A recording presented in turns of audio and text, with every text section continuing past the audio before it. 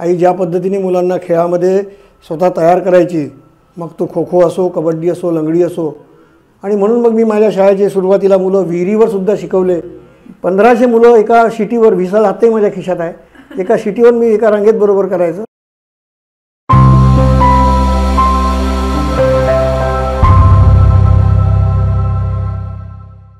नमस्कार सर्वांना. The welfare स्टेटच्या यूट्यूब चॅनलवर तुम्हा सर्वांचं खूप खूप स्वागत. माझं नाव आहे जागृती. आज आपल्या बरोबर आहेत प्रदीप नीलकंठराव केचे सर. सर जलतरण, मल्लखांब, रोप मलखांब आणि लेझिम अशा महाराष्ट्रीयन खेळांसोबत जोडले गेलेले आहेत आणि खूप वर्षांपासून यांचं प्रशिक्षण विद्यार्थ्यांना देत आहेत. ऑस्ट्रेलियाचे खेळाडू रिचर्ड चार्ल्सवर्थने असं म्हटलेलं आहे की कोचिंगची मनोरंजक गोष्ट अशी आहे की तुम्हाला आरामदायींना त्रास द्यावा लागतो आणि त्रासलेल्यांना दिलासा द्यावा लागतो. आणि सर ही गोष्ट खूप चांगल्याने समजत असतील असं माझं म्हणणं आहे.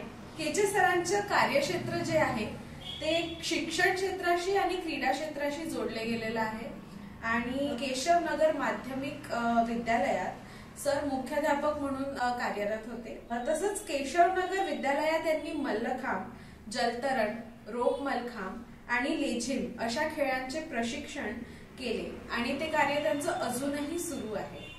केशवनगर विद्यालयापासून नागपुरात लेझिमची सुरुवात करणारेही सरच होते आणि वेगवेगळ्या संस्थांसोबत सरांनी विविध क्रीडा स्पर्धांचे आयोजन सुद्धा केलेले आहे. 14 नोव्हेंबर 1989 रोजी दिल्लीमध्ये झालेल्या जवाहरलाल नेहरू जन्मशताब्दी निमित्त रोप मलखांब व लेझिम या प्रात्यक्षिकात प्रशिक्षकही होते सर. तामिळनाडू येथे झालेल्या जलतरण स्पर्धेत मूकबधीर विद्यार्थ्यांचेही प्रशिक्षण सरांनी केलेले आहे. शिवाय हैदराबाद येथे राष्ट्रीय बॉल बॅडमिंटन स्पर्धेत सहभागी झालेल्या महाराष्ट्र चमूचे व्यवस्थापक म्हणूनही सरांनी कार्य केलेले आहे. मागील 2 वर्षांपासून खासदार क्रीडा महोत्सवात सरांचे मलखांब स्पर्धेचे आयोजनही सुरू आहे. क्रीडा क्षेत्रात कार्य करताना मुलांमध्ये सामाजिक, शैक्षणिक बांधिलकी व थोर महापुरुषांबद्दल आदर कसा निर्माण करावा ह्याबद्दलही सर प्रयत्न करत असतात. चला तर मग आज सरांबद्दल त्यांच्याकडून जाणून घेऊया आणि त्यांच्याबद्दल अजून खूप काही आपल्याला माहिती करून घ्यायची आहे. नमस्कार सर. नमस्कार. तुमचं खूप खूप स्वागत आहे आमच्या युट्यूब चॅनलवर. नमस्कार सर. माझा पहिला प्रश्न हाच असेल तुम्हाला की तुमचं जे कार्यक्षेत्र आहे ते क्रीडा क्षेत्राशी पण जोडलं गेलं आहे, शिक्षण क्षेत्राशी पण जोडलं गेलं आहे आणि हे एक विस्तीर्ण कार्यक्षेत्र आहे. तर त्याबद्दल म्हणजे तुमच्या सर्व कार्यांचा जो अनुभव आहे तो आम्हाला तुमच्याकडून जाणून घ्यायला आवडेल की काय काय तुम्ही म्हणजे आधीपासून केलेलं आहे. विद्यार्थी दशेपासून मी खेळाकडे वळलो. याचा सर्वात महत्त्वाचा म्हणजे माझं प्रेरणास्थान माझी आई. माझी आई महानगरपालिकेत एक शिक्षिका नंतर मुख्याध्यापिका झाली. परंतु आई ज्या पद्धतीने मुलांना खेळामध्ये स्वतः तयार करायची, मग तो खो खो असो, कबड्डी असो, लंगडी असो, महानगरपालिकेत त्या काळात मुलं अतिशय गरीब परिस्थितीचे मुलं असायचे, परंतु त्यातही खो खोसारख्या टीमसाठी त्यांना खुंटसुद्धा नव्हते खो खोचे. पण त्याच्यातसुद्धा आईची जी चमू आहे ती विनर व्हायची. मला कौतुक वाटायचं आणि मी मध्ये मध्ये मध्ये मध्ये करायचं, बघायचं, आईसोबत जायचं, आई सतत मैदानावर. त्यामुळे मला असं वाटलं की आपणही या क्षेत्रामध्ये लक्ष दिलं पाहिजे आणि भविष्यात तसंच झालं. आईचं आदर्श समोर ठेवून मी क्रीडा क्षेत्राशी जोडल्या गेलो. 1987ला केशवनगर माध्यमिक विद्यालयात जेव्हा मी रुजू केली तेव्हा मला स्वतःला लेझिमचं एवढं नॉलेज नव्हतं, परंतु आमचे व्यवस्थापक मंडळांनी सांगितलं की लेझिमचं ते डफली जी असते ती वाजवावी लागेल. मला त्याचं म्हणता काहीच माहिती नव्हतं, परंतु तीसुद्धा मी शिकलो आणि नागपुरात अनेक लोकांना नंतर शिकवली. परंतु सुरुवातीलाच्या काळात डफलीवर लेझिम व्हायचं आणि हळूहळू माझ्या शाळेत लेझिम विस्तीर्ण झालं.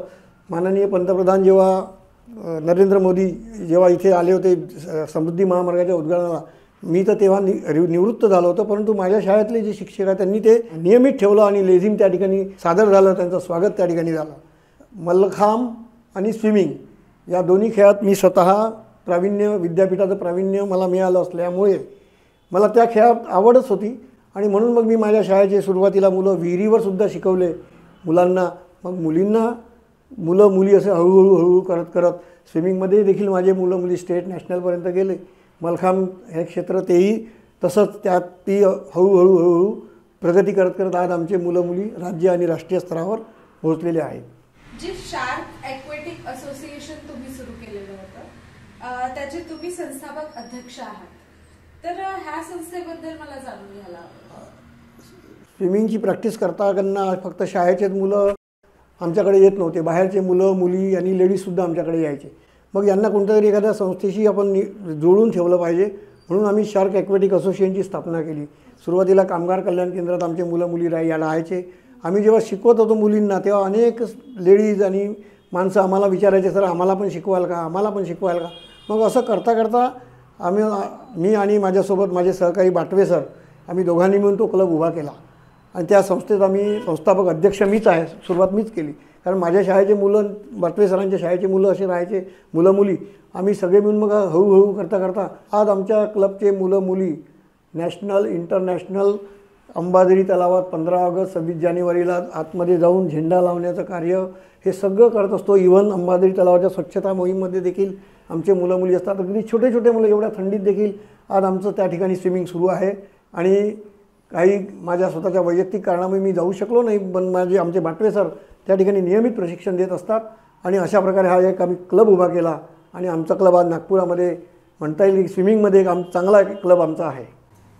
सर तर यासाठी जर कोणाला प्रशिक्षण घ्यायचं असेल, शार्क ॲक्वेटिकशी त्यांना जायचं असेल तर त्यासाठी कुठे संपर्क करायला पाहिजे? अंबाझरी तलावावर आम्ही असतोच किंवा मग NITचा स्विमिंग पूल आहे तिथे देखील बाटवे सर असतात, त्यांच्याशी संपर्क साधायचा. मी असतो तिथे परंतु मी फार क्वचित असतो. सर मलखांब हा जो खेळ आहे तो एक पुरुष खेळतात असाच म्हणजे गैरसमज झालेला आहे, तर तुम्हाला याबद्दल म्हणजे काय सांगावं असं वाटेल की मुली मलखांब करतात आणि याविषयी तुमचा कसा तो व्ह्यू पॉइंट आहे त्याबद्दल? सुरुवातीच्या काळात कसं व्यायामशाळा होते, आखाडे होते. आखाड्यामध्ये कसं एक लाकडाचा पोल लावून ठेवलेला असायचा, मग त्याला मलखांब जे म्हणतात लाकडावर. तर तिथे जे कुस्तीगीर होते त्या कुस्तीगिरांना ते मलखांबवर आधीच्या काळात चढत होते. परंतु आताच्या काळात या व्यायामशाळेतून तो मलखांब हद्दपार झालेला म्हणता येईल तो नाहीच आहे तिथे. कारण मलखांब असा एक एलिमेंट आहे की ज्यावर कसरत केल्याने शरीर तर पिळदार होते, परंतु जो एखादा कुस्तीगीर असतो त्या कुस्तीगिरा लवकर तो चित होत नाही कारण त्याला ती शरीराला एक प्रकारची वळण मिळालेली असते. आता त्याच प्रकारे फ्लेक्झिबिलिटीचा जर विचार केला तर मुलींच्या दृष्टीने सुरुवातीच्या काळात वेताचा मलखांब यायचा, वेत यायचा, परंतु मग हळूहळू त्यात सुधारणा झाली आणि दोरीचा एक मलखांब, त्याला सुताचा मलखांब असतो, सूत असतं, सुतावर नेवार गुंडाळलेली असते जेणेकरून कुठेही इजा पायाला होणार नाही, शरीराला होणार नाही. अशा प्रकारे मुली देखील सगळे आसनं जी जमिनीवर करतात तसे काठिण्याचे जेवढे आसनं आहे ते दोरावर केले जातात. इव्हन मलखांबवर देखील मलखांबवर देखील केले जातात. आत्ता या नवीन नियमानुसार या 2 वर्षात मुलींना देखील पोल मलखांब आणि मुलांना देखील दोरीचा मलखांब हे कंपल्सरी झालेला आहे. त्यातून मग राज्य राष्ट्रीय स्तरावर मुलं मुली जातात. आमचीही मुलं मुली आत्ताच 2 मुलं मुली आमच्या इथे मुंबईला गेलेले आहेत खेळासाठी. तर असं आमचं जे सुरू आहे तो शौर्य स्पोर्ट्स अकॅडमी म्हणून मी एक अकॅडमी उघडली. मी मलखांब कंटिन्यू त्या ठिकाणी संध्याकाळी रोज प्रॅक्टिस घेतो. आज माझ्याकडे 20 ते 25 मुलं मुली आहेत, छोटे छोटे मुलं मुली आहेत. यांना मलखांबचं प्रशिक्षण देणं माझं अजूनही सुरू आहे. सर तुम्हाला म्हणजे कसं वाटतं हे प्रशिक्षण देताना? एक वेगळी अनुभूती येते, वेगळा आनंद येतो की मुलांना काहीतरी आपण त्याचं कमीत कमी खूप नाही तर त्यांच्या आरोग्याच्या दृष्टीने त्यांना आपण सुदृढ बनवण्याचा आपला एक प्रयत्न आहे. स्पर्धेत चमकणं न चमकणं तो शेवटी त्यांच्या मेहनतीवर आणि आमच्या मार्गदर्शनावर ह्या दोन्ही गोष्टी आहे. शिवाय पालकांचं सहकार्य, पालक जोपर्यंत सहकार्य करणार नाही तोपर्यंत आम्ही काहीच करू शकत नाही. परंतु हे सगळं करत असताना मी स्वतः जबाबदारीने ते पार पाडलं आणि हळूहळू माझे मुलं मुली पुढे पुढे पुढे पुढे जात गेले. त्याच्यात मला खूप एक वेगळा आनंद मिळतो आहे. सर तामिळनाडूमध्ये तुम्ही मूकबधीर विद्यार्थ्यांना सुद्धा प्रशिक्षण दिलेलं आहे आणि तेही जलतरण. आमच्या शाळेमध्ये एक कर्णबधीर कक्ष होता, त्यात काही मुलं मुली असायचे. आता ते मुलं मुली त्यांना देखील स्विमिंग शिकायची इच्छा, ते स्विमिंग शिकवल्यानंतर त्यांच्या मूकबधिरांच्या स्पर्धा व्हायच्या. तर ह्या ज्या स्पर्धा व्हायच्या अपंगांच्या स्पर्धा मूकबधिरांच्या, तर त्या स्पर्धेत माझ्या शाळेतले 2-3 विद्यार्थी जे आहे ते राज्य आणि राष्ट्रीय स्तरावर तिथे गेले. मग त्यांना जे कोचिंग होतं ते आम्ही द्यायचं. इथे मी स्वतः तयार केलं आणि त्यांचे पॅरेंटला पूर्ण कन्व्हिन्स करून समजावून सांगून त्यांच्यावर मेहनत आम्ही घेत होतो. असे अनेक मुलं मुली आम्ही तयार केलेले आहे. आता तुम्ही मूकबधीर हा विद्यार्थ्यांना शिकवणं कठीण नाही आहे, काहीच कठीण नाही आहे. त्यांना इशारे केले, त्यांना हे सांगितलं की ते बरोबर करणार. उलट आपल्या जे नॉर्मल जे विद्यार्थी आहे यांना थोडा वेळ लागतो, परंतु हे लोक लगेच कॅप्चर करतात. यांच्यामध्ये ही कॅपॅसिटी ॲटोमॅटिकली असल्यामुळे आम्ही ते हेरून घेतो की नाही हा करू शकतो. मग याला याच्यावर लक्ष दिलं पाहिजे. तेव्हाच तामिळनाडूला जेव्हा राष्ट्रीय स्पर्धा आल्या तेव्हा मुलं तिथे चमकले, तिथे मेडल घेतलं. आम्हाला एक वेगळा आनंद मिळाला त्याचा. आमचं लक्ष त्यांच्यावर होतं ना, कारण त्यामुळेच ते पोरं पुढे गेले. एक अनिरुद्ध खंते नावाचा विद्यार्थी होता, त्यानंतर एक रवींद्र बाळबुधे नावाचा मुलगा होता. हे दोन्ही मूकबधीर पोरं आमच्याचकडे कडपासून आम्ही यांना स्विमिंग शिकवलं आणि राज्य आणि राष्ट्रीय स्तरावर गेले. आणि नॉर्मल विद्यार्थ्यांसोबत हे मुलं देखील काहीतरी करू शकतात. त्यांच्यातला हा जो न्यूनगंड हा बाजूला झाला पाहिजे, हा सगळ्यात महत्त्वाचा हेतू की आम्ही करू शकतो, आम्ही पण पुढे जाऊ शकतो हे त्यांना पटवून देणं आणि त्यातून त्यांना पुढे आणणं हाच माझा उद्देश.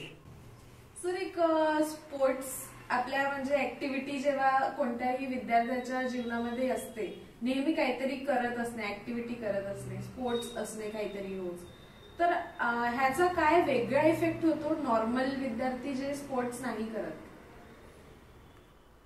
सगळ्यात महत्त्वाचं म्हणजे या मुलांचं कॉन्सन्ट्रेशन. खेळामुळे कॉन्सन्ट्रेशन इतकं वाढतं की त्यांना त्यांचा तेवढा विशिष्ट शरीराला व्यायाम मिळाल्यानंतर मेंदू कार्यरत असतो आणि एकदा ते अभ्यासाला बसले की ते अगदी कॉन्सन्ट्रेट ज्याला म्हणता येईल ते करत असतात. आणि म्हणून मग ते अभ्यासातही मागे पडत नाही, इतर विद्यार्थ्यांच्या पुढेच असतात. पण आम्ही त्यांना परत सांगत असतो की अभ्यासाच्या वेळी अभ्यास आणि खेळाच्या वेळी खेळ. आमच्याकडे 10वीला असणारे आणि 12वीला असणारे मुलं मुली, दुसऱ्यांचं उदाहरण न देता मी माझ्या स्वतःच्या मुलीला 10वीला असताना तिला स्विमिंग करायला लावलं, 12वीला असताना 12वी सायन्स असताना तिला स्विमिंग करायला लावलं, विद्यापीठातही स्विमिंग करायला लावलं, इंजिनिअरिंगला असताना. म्हणजे मी दुसऱ्याला सांगा आणि स्वतः करायचं नाही असं नाही. मी माझ्या मुलीला स्वतः शिकवलं. तिला म्हटलं तुला हे एवढा वेळ द्यावा लागेल म्हणजे द्यावा लागेल. कारण मी दुसऱ्याला जेव्हा सांगतो तेव्हा मी पहिले माझ्यापासून सुरुवात केली पाहिजे. 10व्या वर्गाला ते जे स्पोर्ट्स कोट्यामध्ये ॲडमिशन होत्या त्या सर्वांच्या ॲडमिशन जेवढ्या मुलं मुली होत्या माझ्या त्या बॅचच्या शाळेतल्या त्या सर्वांची शिवाजी सायन्समध्ये ॲडमिशन झाली, कारण स्पोर्ट्स कोटा मिळाला त्यांना. म्हणजे हा एक बेनिफिट मिळाला की त्यांना जे चांगलं कॉलेज पाहिजे आहे तेही त्यांना मिळालं. म्हणजे हा एक चांगला म्हणजे माझा विचार असा चांगलाच होता की आताही तेच सांगतो की खेळा आणि पुढे जा, हाच माझा उद्देश आहे. सर, एक कोच म्हटलं की एक कठोर शिस्तीचा व्यक्ती आपल्याला दिसतो. तर सर, तुमची कोचिंगची स्टाईल कशी आहे? म्हणजे तुम्ही कठोर आहात की कसं शिकवता तुम्ही? माझ्याकडे बघून काय वाटतं तुम्हाला? माझ्याकडे बघून काय वाटतं? आणि कसं आहे की केशवनगर शाळेमध्ये मी जेव्हा 1987ला लागलो, आज त्या म्हणजे माझं नाव तिथे नाव सुरूच आहे. मी तर रिटायर होऊन 3 वर्ष झाले. परंतु डिसिप्लिन हा माझा महत्त्वाचा उद्देश. मी तर 1500 मुलं एका शिटीवर, व्हिसल आत्ताही माझ्या खिशात आहे, एका शिटीवर मी एका रांगेत बरोबर करायचं. नुसतं उभं जरी झालं तरी नुसते डोळ्यावर. आणि हे झालं बाकीच्या बाबतीत. परंतु स्पोर्ट्सच्या बाबतीत का आला नाही, दुसऱ्या दिवशी त्याला विचारल्याशिवाय राहत नव्हतो मी. का बरं नाही आला? खूप आजारी असेल समजू शकतो, परंतु बारशाला गेला, लग्नाला गेला, ते आई बाबा जातात जाऊ द्या, पण तुम्ही तेवढा वेळ 1 तास माझ्यासाठी जो काही 1.5 तास आहे तो द्या. ते मला, कारण तिथं तुम्ही सातत्याने नाही राहिले तर पुढे तुम्ही मागे पडाल. कारण याच्यासाठी की स्पर्धेमध्ये आपल्याला टिकायचं असेल तर सातत्य आवश्यक आहे. आणि म्हणून डिसिप्लिन ही असलीच पाहिजे. कारण केशवनगर शाळेत शिस्त हा विभागच माझ्याकडे होता. कारण मी स्वतः वेळेवर शाळेची वेळ त्याच्या 15-20 मिनटं आधी मी असणार म्हणजे असणार. कितीही ऊन असो, वारा असो, पाऊस असो, मी आधी वेळेवर पोहोचणार. आणि मग इव्हन स्विमिंगला मुलं मुली जेव्हा सकाळी 6:30ला आम्ही टँकवरून परत निघायचं, 5:30ला पोचायचं आणि 6:30ला निघायचं. तिथून मुलं सकाळची शनिवारची शाळा गणवेश घालून सगळे मुलं मुली माझे बरोबर पोचायचे आणि मी पण त्यांच्या आधी पोचायचे. तेव्हा कुठे वाहनं नव्हते आमच्याजवळ, सायकलने आम्ही यायचं आमचे मुलं मुली. आमच्याजवळ कोणतेच वाहनं नव्हते, पण तरी देखील आम्ही बरोबर वेळेवर शाळेत प्रार्थनेच्या आधी आमचे मुलं मुली आणि मी स्वतः पहिले राहत होतो. कारण शाळेची प्रार्थनाच मला घ्यावी लागत होती. त्यामुळे या बाबतीत, शिस्तीच्या बाबतीत नो कन्सिडरेशन. सर, रोप मलखांब जेव्हा आपण बघतो तर तो थोडा जोखमीचा खेळ वाटतो. तर म्हणजे याबद्दल शिकवण देताना तुम्ही कोणती त्यांना टिप्स देता किंवा काय सांगता? किंवा पॅरेंट्सला जी एक भीती असते की आपले मुलं कसे करू शकतील हा खेळ, तर त्याच्याबद्दल तुम्ही काय सांगाल? सुरुवातीला आमच्याजवळ पाहिजे तशा मॅट नव्हत्या, अगदी छोट्या छोट्या मॅट होत्या. त्याच्यावर आम्हाला तर प्रत्येक वेळी मुलीला असं हातात आम्हाला सपोर्ट द्यावा लागायचा, आणि जेणेकरून ती पडली नाही पाहिजे. समजा एक मुलगी जरी पडली, थोडंसं डिस्लोकेशन, काहीतरी हात फ्रॅक्चर झाला, काय झाला, तर बाकीची मुलं बाजूला पळून जातील, कोणीच येणार नाही. म्हणून सगळ्यात महत्त्वाचं म्हणजे त्यांना रिस्की एलिमेंट सांगायचा, परंतु आपण तेवढाच सपोर्ट द्यायचा जेणेकरून त्यांच्यात कॉन्फिडन्स जोपर्यंत येत नाही तोपर्यंत त्यांना आम्ही अक्षरशः हाताने सपोर्ट द्यायचा. परंतु हळूहळू आता आमच्याकडे क्रॅश मॅट म्हणजे मोठ्या जाड्या गाड्या आल्या, त्यामुळे आता आम्हाला मुलगी किंवा मुलगा वरतून त्यांनी समजा थोडासा घसरलाही समजा, तरी पडलाही समजा, तरी त्या मॅटवर एवढं लागत नाही. कधी कधी तर आम्हालासुद्धा भीती वाटते की या मुली इतक्या रिस्की करतात, पण आम्ही आता ते त्यांना सवय झालेली असते. आम्ही आता आम्ही फक्त सांगत असतो, मार्गदर्शन करत असतो की हे असं, हा एलिमेंट असा करायचा, तो एलिमेंट तसा करायचा, बाकी त्या करतात, असं काहीच नाही. सर कोणत्या वयापासून म्हणजे हे सुरू होतं शिक्षण? साधारण वयाच्या एक 6व्या वर्षापासून, 6वा-7वा वयाचे, जेणेकरून आता मुलांचा विचार केला तर अगदी येतात माझ्याकडे 3, 3.5, 4 वर्षाची मुलं मुली मलखांबसाठी, पण त्या मलखांबचा जो आकार असतो तो हातात येते नाही ना मुलांच्या. आणि दोरीचा मलखांब जरी म्हटलं तर एक 6-7 वर्ष तिच्या हातात दोरी तर सापडली पाहिजे, तिच्या पायात पकडायला, अंगठ्यामध्ये आणि याच्यामध्ये गॅपमध्ये तो रोप पकडायचा असतो. आता ते तेवढं थिकनेस त्यांच्या पायात असला पाहिजे, ताकद असली पाहिजे अंगात. हे 6 वर्षाच्या नंतर आम्ही हळूहळू सुरू करतो. स्विमिंगच्या बाबतीत मात्र असं नाही, स्विमिंग एक 2.5, 3, 4 वर्षानंतर आम्ही पाण्यात टाकतो. म्हणजे इव्हन मी माझ्या मुलीच्या मुलीला 2.5 वर्षाची व्हायचीच आहे ती अजून, तिला उडी मार म्हटलं तर मारतो. म्हणजे मी असं नाही की पाण्यात तिलासुद्धा हळूहळू आता तिला तयार करील, परंतु ते डेअरिंग, ती हिंमत येणे तोपर्यंत येत नाही, तोपर्यंत पुढच्या शिकवत नाही आम्ही. आणि सुरुवातीला लहान मुलांना स्विमिंगच्या बाबतीत म्हणाल तर आम्ही असं किनाऱ्यावर बसून ठेवतो, त्यांना उतरवत नाही, ढकलत नाही, काहीच नाही. त्यांना जेव्हा वाटलं हळूहळू हळूहळू मग आम्ही ते आमच्या टेक्निक आहे, त्या टेक्निकनुसार आम्ही त्यांना पुढे नेतो. सर आज तुमचं वय काय आहे? आज मी 62. अच्छा. आणि सर म्हणजे असं तुम्हाला बघून वाटत नाही बिलकुल, पण एक तो फिटनेसचा राज काय आहे सर तुमच्या? नियमित व्यायाम. आता याच्यात तर व्यायाम खूप जास्ती नाही होऊ शकत, योगा करतो थोडाफार, आणि सकाळी फिरणं, संध्याकाळी थोडंफार वॉकिंग, आणि ग्राउंडवर रोज नियमित जातो. मुलामुलींकडे लक्ष आज प्रत्यक्ष मी तर आता करत नाही, परंतु मुलामुलींकडे शिकवत असतानाच बऱ्याचशा गोष्टी आम्हाला उपचार हे समजत असतात, आणि तेवढा वेळ तिथे जातो. त्यामुळे असं काहीच वाटत नाही. सशक्त राहा, मजबूत राहा, बस. नक्की सर. तुमच्याकडे म्हणजे बघून आज खूप छान वाटतंय आम्हाला. तुम्ही जे प्रशिक्षण लहान मुलांना देता ते म्हणजे ऐकून, आणि मला बरंच वाटतं की लोक जेव्हा बघतील तर अजून पण काही विद्यार्थी असतील ज्यांना शिकायला आवडेल. तुमचे खूप खूप धन्यवाद. आज तुम्ही आम्हाला तुमची मुलाखत दिली, आणि तुम्हाला भेटून आम्हाला खरंच खूप छान वाटतंय. तुमच्या स्वस्थ आरोग्यासाठी आणि दीर्घ आयुष्यासाठी तुम्हाला खूप खूप शुभेच्छा. धन्यवाद. सर तुम्ही अजून पण खूप विद्यार्थ्यांना शिकवावं आणि खूप विद्यार्थ्यांना समोर न्यावं हीच आमची आशा आहे. Thank you so much sir. धन्यवाद. तुम्हाला हा व्हिडिओ कसा वाटला आम्हाला नक्की कळवा, आणि तुम्हाला नेक्स्ट कोणाला भेटायला आवडेल हेही आम्हाला तुम्ही कमेंटमध्ये सांगू शकता. ह्या व्हिडिओला लाईक आणि शेअर करायला विसरू नका, आणि आमच्या चॅनलला सबस्क्राईब नक्की करा. आपण भेटूया पुढच्या व्हिडिओमध्ये. तोपर्यंत नमस्कार.